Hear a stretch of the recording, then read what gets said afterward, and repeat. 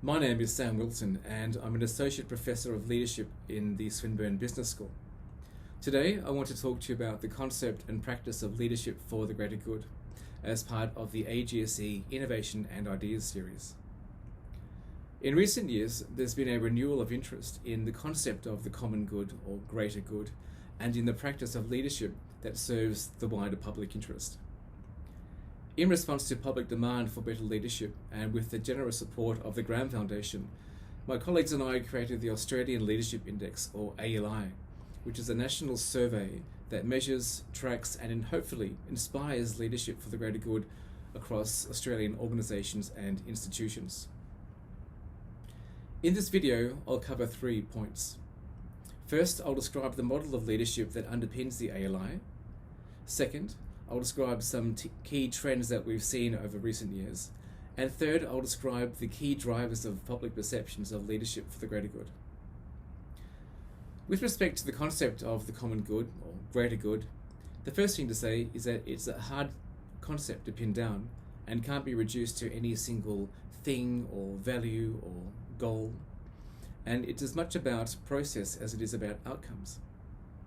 The model of leadership for the greater good that underpins the ALI reflects this complexity.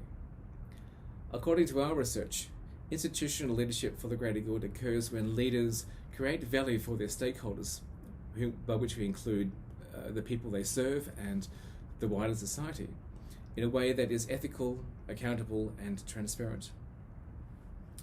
Since we began measuring perceptions of leadership for the greater good in 2018, the results have painted a fairly dim picture of leadership in Australia. With the notable exception of charities and a handful of public sector institutions, Australians have regarded our institutions as largely concerned with pursuing narrow self-interest rather than the wider public interest. In the advent of the coronavirus pandemic in 2020 was something of a turning point in public perceptions. For the first time, we saw public perceptions of leadership tracking upwards, such that Australians thought that most organisations serve the wider public interest rather than their own self and vested interests. This is encouraging, but there are no guarantees that these trends will continue.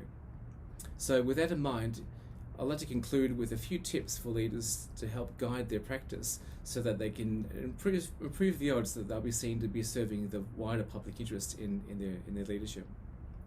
The first thing to say is this: it's critical that leaders demonstrate that they are alive to and responsive to the interests and needs of the wider society and not concerned with their narrow self-interest. Next, it's important that leaders demonstrate a high commitment in word and deed to the highest ethical standards. Third, it's critical that leaders demonstrate a focus on creating positive social outcomes rather than, for example, more narrow economic outcomes. And finally, it's critical that leaders do this in a way that shows that they are accountable for their actions, both good and bad. So taken together, if leaders behave in this way, all of this engenders a sense that these leaders and the institutions they lead actually care about the common good, and it creates a sense that they are trustworthy, responsible stewards of our shared interests.